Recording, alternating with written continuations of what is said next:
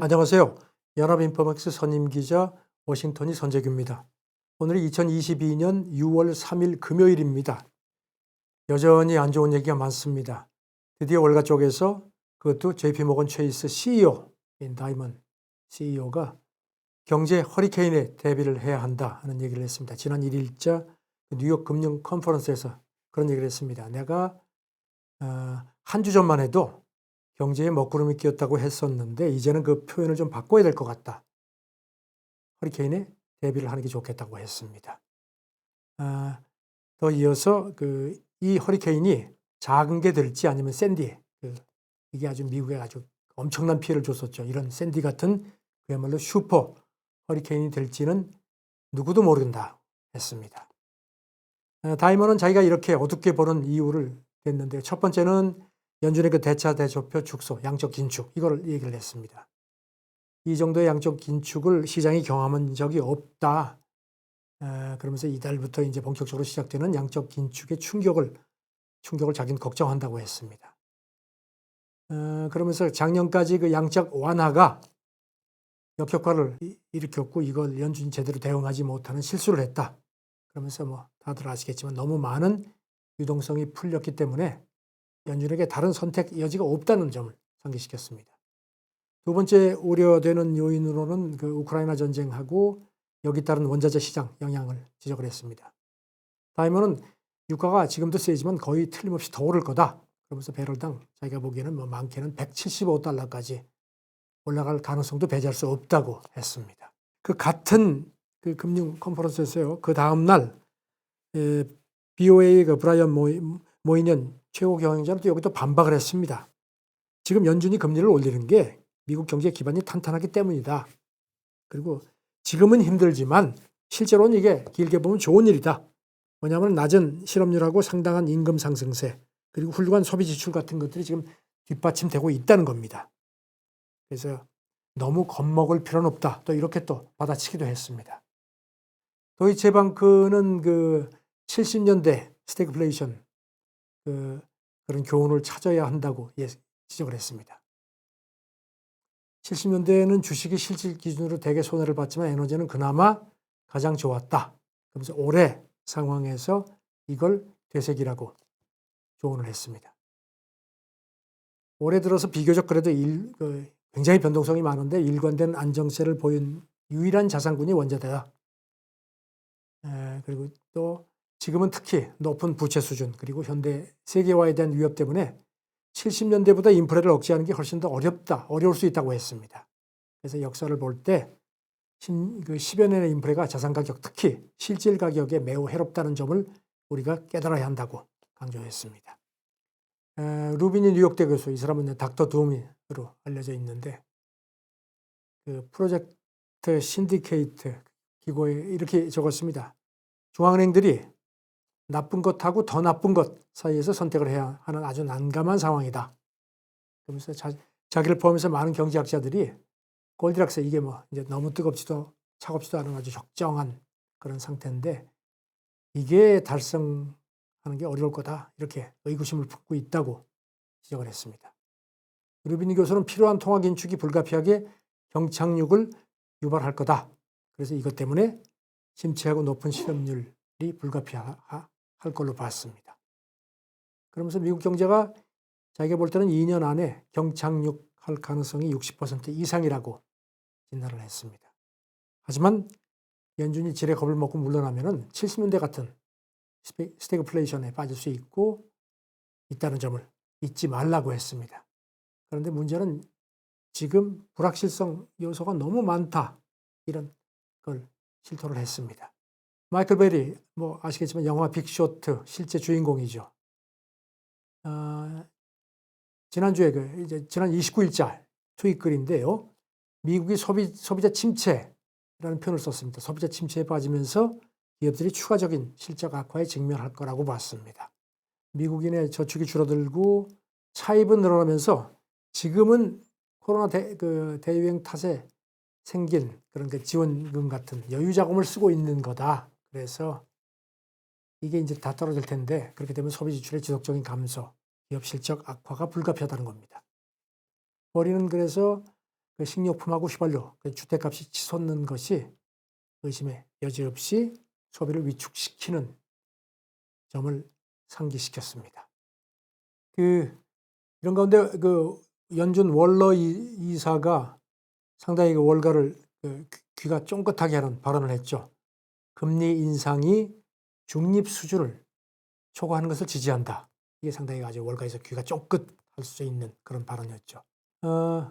지난 30일이었죠. 프랑크푸르트 연설을 했는데 이렇게 표현을 했습니다. 연준 인플레 목표치인 2%에 가까워질 때까지 50bp 인상 주장을 처리하지 않을 거다. 이거는 그동안에도 여러 사람이 얘기를 한 겁니다.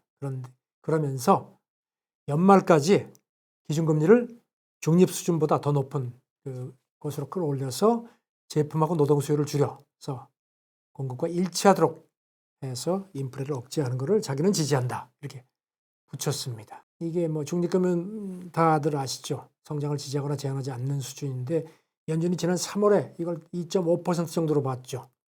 지금 아시다시피 연방기금 금리는 0.75, 1% 그 대역으로 되어 있고요. 월러 이사는 연준이 심각한 침체를 초래하지 않고 금리를 올려서 수요를 억제할 수 있다고 자기는 본다.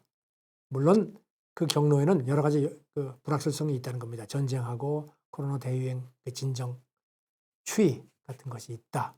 그럼에도 노동시장이 실업률을 크게 높이지 않고도 더 높은 금리를 감당할 수 있다는 그런 자신을 낙관론을 자기는 갖고 있다고 강조했습니다. 바이든 대통령 다들 아시겠지만 이례적으로 월스트리트저널 기고를 했죠. 그리고 그 다음날 백악관에서 아주 그때 이례적이죠. 파월 의장 한 6개월 만에 만났죠. 그 기고에서 이렇게 바이든 대통령이 썼습니다. 내가 지금 할 수 있는 가장 중요한 일은 경제를 빨리 회복시키고 안정으로 가도록 하는 거다. 그러면서 꾸준한 성장이 인플레를 억제할 수 있기 때문이라고 했습니다. 그래서 이것 때문에 지금 트럼프 때처럼 연준을 너무 정치적으로 압박하는 게 아니라는 비판이 있었죠. 그래서 아마 이런 걸 의식을 해서 기고를 한 것 같습니다. 이런 가운데 월러 이사 아까 중립 말씀드린 중립 금리를 넘어서는 그런 것도 지지한다고 한 이게 백악관 회동의 어떤 숨은 그림 찾기의 단서라는 그런 견해도 나왔습니다. 시장 참가자들이 그동안에 좀 헷갈리다가 저거구나. 그러니까 중립금리 이상 올리겠다는 거구나. 그러니까 그동안에 이번 주 초만 해도 이제 경기가 미국 경제 어렵다는 얘기들이 자꾸 나오니까 연준이 조금 좀 주춤하지 않겠나 했는데 이게 아닌가 보네. 이제 이런 단서를 잡게 됐다는 겁니다. 그래서 백악관 회동에 도대체 거기서 뭔 얘기를 했을지 다들 궁금해했는데 거기 숨은 그림이 바로 월러 이사의 발언과 연계된 게 아니냐는 그런 어떤 신호를 받았을 거라는 겁니다. 이 관련해서 크리스 로우 FNN 파이낸셜 수석 이코노미스트도 이렇게 지적을 했습니다. 트럼프가 파월을 압박해서 실익을 내지 못했다. 그러면서 연준의 독립기조를 보장하는 게 경제에도 정치적으로도 대통령에게 좋다고 넌지시 훈계를 했는데요. 이제 백악관 회동에 옐런 재무장관도 동석을 했죠. 이 사람이 CNBC하고 회견하면서 대통령이 이 자리에서 파월 의장한테 물가를 잡는데 할 수 있는 모든 걸 다 하겠다는 점을 강조를 했다. 그러면서 완전 고용을 이어가면서 인플레를 낮추는 게 대통령의 우선순위라고 덧붙였는데 더는 입을 다물었습니다. 어두운 얘기뿐이었는데 이런 가운데 또 그래도 미국 경제가 어둡지만 이미 시장 가격에 반영됐다는 그런 진단들도 몇 개 있습니다. JP모건하고 뱅크 오브 아메리카에서 그런 진단이 나왔는데요. JP모건은 S&P 지수가 올해 손실분을 모두 만회할 수 있을 걸로 자기들을 본다고 했습니다. 마르코 콜라노비치 전략가 얘기인데요. 지난 1일자 보고서인데 투자자들의 포지션이 지금 현재 자기가 볼 때는 기록적으로 가볍다는 겁니다.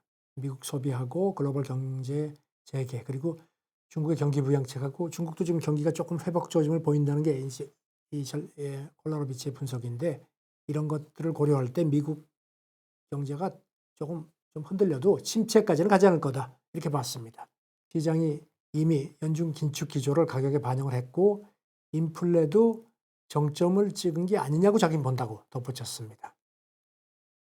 이런 상황에서 시장 일부 영역은 지금 상황에서 밸류 대비 사상 최저 수준에 거래되고 있다. 그러면서 여기 해당되는 게 혁신 집중형 그 섹터하고 중국 주식 예탁 증서 그리고 소형주 그다음에 바이오테크 등이 이제 여기 해당된다고 설명을 했습니다. 이렇게 과잉 매도된 영역은 비대칭적 상승이 나타날 수 있기 때문에 그래서 가장 매력적인 투자 대상이니까 잘 보라고 충고를 했습니다. 뱅크 오브 아메리카도 그 30일자 분석에서요. 뉴욕 증시의 많은 기술주가 싸다. 그래서 지금 매력적인 매수 기회를 준다고 진단을 했습니다. 많은 기술주가 52주 최고치보다 30% 이상 할인된 수준에서 현재 거래된다는 겁니다. 그러면서 할인 기술주가 그 할인율 상승 그리고 세계화 균열 그다음에 쏠림 거래 등의 어려움에 직면해 있는 건 사실이지만 일부 종목이 최근에 크게 언더퍼폼했다. 그래서 매수 기회가 있다는 겁니다. 또 잉여 현금 흐름이 견조한 종목 가운데 그 최근 52주 최고치에서 30% 이상 빠진 대형 기술주가 메타플랫폼스하고 알파벳 등이라고 지적을 했습니다. 또 여기 더해서 반도체 쪽은 AMD, 그다음에 어플라이드 머티리얼스 그리고 마이크론 테크놀로지도 그 유망하다고 꼽았습니다. 또 덧붙여서 IT 컨설팅사인 엑센추어하고 가트너도 지목을 했습니다. 뱅크 오브 아메리카는 지금 말씀드린 이들 종목 모두에 매수 등급을 부여했습니다. UBS는 그 뱅크 오브 아메리카를 추천을 했습니다. 뱅크 오브 아메리카가 순이자 이익 측면에서 업계 선두다. 그래서 올해 안에 꼭 사야 하는 최고 종목이라고 추천을 했습니다. 미국 증시가 사상 최악의 한 해를 겪고 있지만 그 폭넓게 후퇴한 이후에 어느 정도 반등 가능성도 있다. 그러면서 이 뱅크 오브 아메리카를 딱 집어서 얘기를 했습니다. 이론적으로 금융주는 금리 상승기에는 호재다. 그런데 특히 뱅크 오브 아메리카 그 주식은 침체 우려가 확산하면서 올해 거의 17%나 빠졌다는 점을 상기시켰습니다. 그래서 거세 경제 환경이 바뀌면은 이 BOA가 투자자들한테 그 기대 이상의 희소식을 줄 수도 있다는 점을 덧붙였습니다.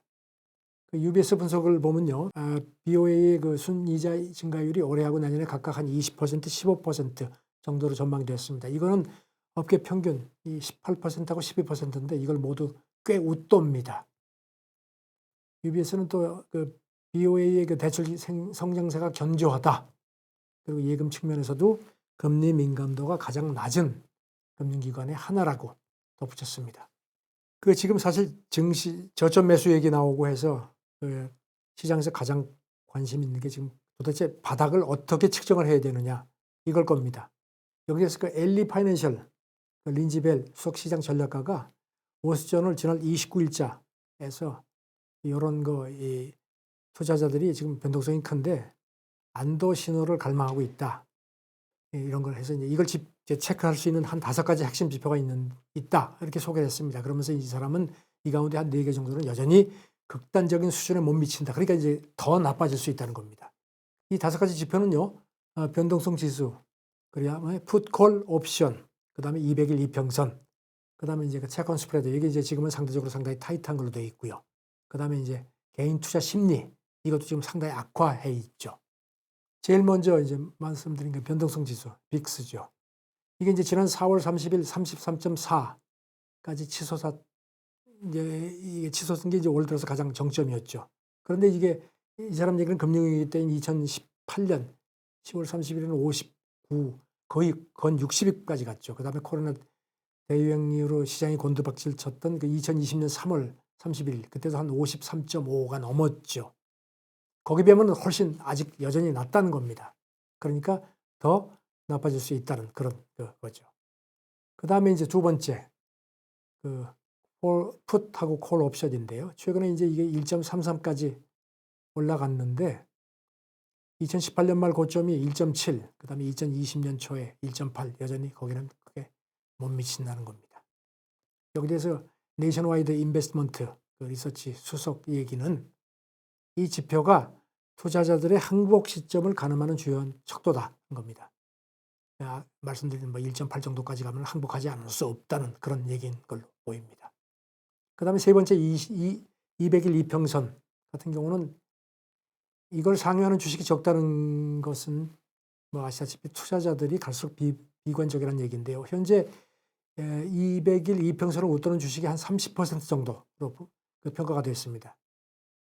이거는 이전의 불안장세에 비해서는 여전히 높은 수준이다. 하는 게 엘리 파이낸셜의 지적입니다. 그러니까 그만큼 아직은 바닥을 쳤지 않을 수도 있다는 겁니다. 그 다음에 이제 그 네 번째죠. 경기 침체하고 디폴트 우려를 여기 이제 민감하게 반응하는 게 채권 스프레드인데 최근에 좀 벌어지긴 했죠. 하지만 여전히 2020년 고점 비해서는 매우 낮은 수준이라는 겁니다. 시노버스 트러스트의 그 댄 모건 선임 포트폴리오 매니저 얘기인데 스프레드가 확대되고 있다. 하지만 이전 대규모 매도세로 시장이 아주 그냥 엄청나게 공포에 휩싸였을 때에 비해서는 여전히 그때하고는 거리가 멀다는 겁니다. 지금 미국 국채 대비 그 투자 등급 회사채 스프레드가 지난 24일 같은 경우는 1.46%포인트까지 확대가 됐었죠. 그리고 이제 그 시점에 투기 등급 회사채하고는 4.81%포인트까지 확대가 됐었죠. 그런데 이게 코로나 대유행이 한창이던 때, 그 두 등급이 보면 그 투자 등급 스프레드는 3.75%포인트였고, 그리고 투기 등급 같은 경우는 11%포인트니까 엄청나게 그때하고는 차이가 있는 거죠. 아직도 멀었다는 거죠. 그리고 이제 마지막 그 요소, 개인 투자 심리인데 이것도 상당히 최근에 악화가 됐다는 겁니다. 앞으로 6개월 시장 향방을 가능케 하는 그 전미 개인 투자협회 주간 조사, 이게 이제 지난 26일자 공개분인데요. 여기에 의하면은 이 수치가 마이너스 33.6%로 상당히 비관적으로 나타나서 그 3월 29일 그 전 조사 공개 때 그때는 이제 마이너스 42.9%까지 주저앉았으니까 거기에 비해서는 그래도 조금 좀 개선이 된 셈이네요. 이게 이제 약세론자가 강세론자보다 30% 많아졌을 때 이건 이제 최악이 지나갔다는 의미라는 걸 이제 엘리 파이낸셜은 상기시켰습니다. 우선 5개 이 요소 가운데 최소한 4개가 아직도 바닥은 멀었어 하는 그런 시사를 한다는 게 이 엘리 파이낸셜의 그 결론입니다.